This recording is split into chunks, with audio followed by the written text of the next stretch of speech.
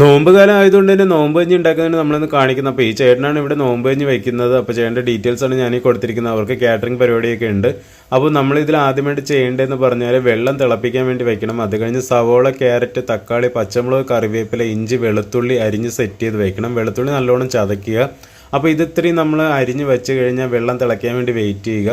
വെള്ളം ഒന്ന് തിളച്ച് കഴിയുമ്പോഴത്തേക്ക് നമ്മൾ ഈ ചതച്ച് വെച്ചിരിക്കുന്ന അരിഞ്ഞ് വെച്ചിരിക്കുന്ന സാധനങ്ങളെല്ലാം കൂടെ ഇതിലേക്ക് ഇടണം. അപ്പോൾ ഇവരിന് വാടി വരാൻ വേണ്ടി നമ്മൾ കുറച്ച് സമയം വെയിറ്റ് ചെയ്യും. ആ സമയം കൊണ്ട് നമുക്ക് മസാല സെറ്റ് ചെയ്യാം. മസാല എന്ന് പറയുമ്പോൾ പട്ട, ഗ്രാമ്പു, തക്കോലം, ജാതിക്ക, ഏലക്ക, പിന്നെ കുരുമുളകും ഉലുവയും ജീരകവുമാണ്.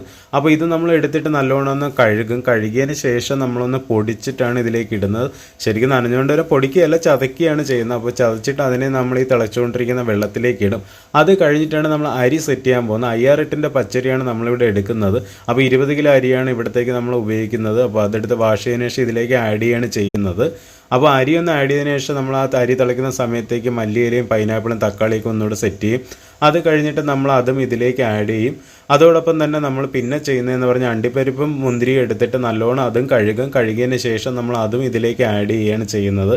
ഇതിന് കൂടെ നമ്മളിനി കുറച്ച് മഞ്ഞൾപ്പൊടി അതുപോലെ തന്നെ ഉപ്പും കൂടെ ആഡ് ചെയ്യും. എല്ലാം കൈക്കണക്കാണ്. അതുപോലെ തന്നെ ഇനി കുറച്ച് മസാല കൂടെ നമുക്ക് ചേർക്കാനുണ്ട്. അതിന് വേണ്ടിയിട്ട് മല്ലിപ്പൊടിയും ചുക്കുപൊടിയും മഞ്ഞൾപ്പൊടിയും പിന്നെ പെരിഞ്ചീരക പൊടിയും കൂടെ നമ്മൾ കുറച്ച് കലക്കി എടുത്തതിന് ശേഷം ഇതിലേക്ക് ഒഴിക്കുകയാണ് ചെയ്യുന്നത്. ഇത്രയും കഴിഞ്ഞ് കഴിഞ്ഞാൽ ഒരു ഹൈലൈറ്റ് ഐറ്റം ആയിട്ടുള്ള തേങ്ങാപ്പാൽ നമ്മൾ ഇതിലേക്ക് ഒഴിക്കുകയാണ്. തേങ്ങയും പാലും വെവ്വേറെ ആക്കാതെ ഒരുമിച്ച് തന്നെയാണ് ഇതിലേക്ക് ഒഴിക്കുന്നത്. അത് കഴിഞ്ഞ് നമ്മൾ മല്ലിയിലയും നെയ്യ് ഇടുന്നതോടുകൂടി എല്ലാ സാധനങ്ങളും നമ്മൾ ചേർത്ത് കഴിഞ്ഞു. അപ്പോൾ ഒരു 12 മണിയോടുകൂടി ഉദ്ദേശം ഇത് കഴിയും. അത് കഴിഞ്ഞ് നമ്മൾ ഈ ചെമ്പ് ചെറിയ കനലിൽ അടച്ച് വെക്കുകയാണ് ചെയ്യുന്നത്. എന്നിട്ട് ഇടയ്ക്കിടയ്ക്ക് ഒന്ന് അടി പിടിക്കാതെ ഇളക്കി കൊടുക്കും.